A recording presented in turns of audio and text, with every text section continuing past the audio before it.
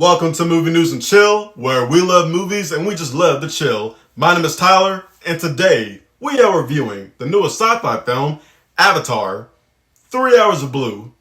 Oh, The Way of Water. Avatar, The Way of Water is a sci-fi movie about the humans making a return back to planet Pandora with Jake Sully and his wife Neytiri trying to protect their newly formed family from a deadly enemy from their past.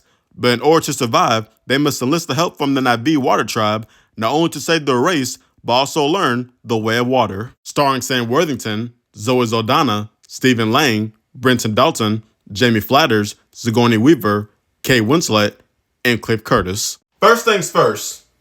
Man, I needed a nap. Y'all, that movie was 3 hours long and I felt every minute of it. Like, bro, where was the intermission? Don't eat, don't drink. If you can, take a nap before you watch the film, because if you don't, you will not make it through. For the longest time, when they kept saying the first Avatar was going to get a sequel, I just kept denying. And you can't blame me because it's been over a decade and some change, so a lot has happened since then. Surprisingly, it's not the only film to have water people and blue people in the same decade. Yo, the first Avatar film came out like in 2009.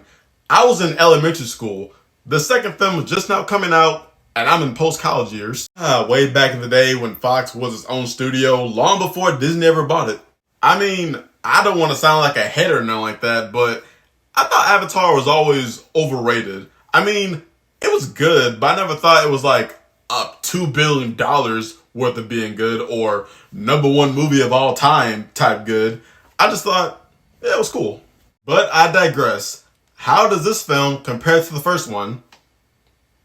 It was cool. Same scale.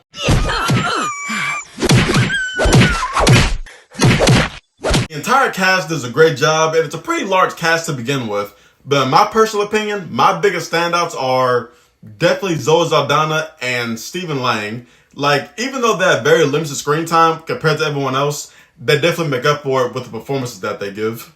Now, on paper, it's a pretty straightforward story, so the visual effects do a lot of heavy lifting in the film. And I do mean a lot of heavy lifting, because even according to James Cameron, that's all he cares about. Oh, and for those who don't remember what happened in the first film, here's a quick summary of what happened by the end. Hello, kitty. You can hiss all you want, but I'm protected inside this robotic suit. What? I said... Oh, I see what happened.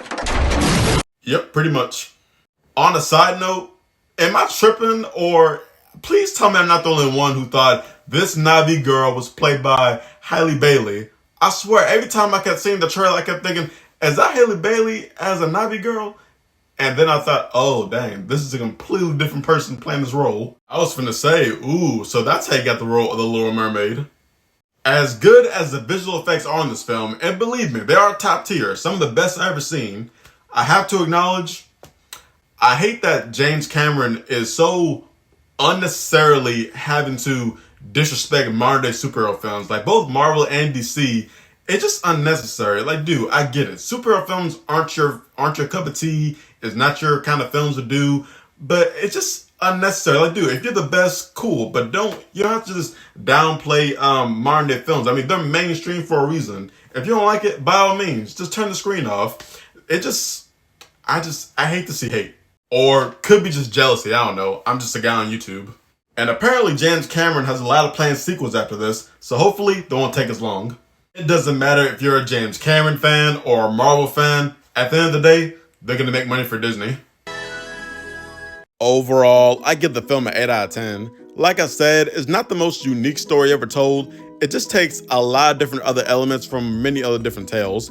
It's a Pocahontas story, it's a revenge tale, it's a film about environmentalism, just told from an alien's perspective. And the visual effects alone are worth seeing on the big screen. Plus, it expands the lore of the Avatar world, both bringing in new fans and pleasing the older ones. So if you're a longtime Avatar fan or just a James Cameron fan in general, looking for something new to watch this weekend, go ahead and check it out. I highly recommend it. Hey guys, I hope you enjoyed my review. If you did, please like, share, and subscribe. You can follow me on all my social medias.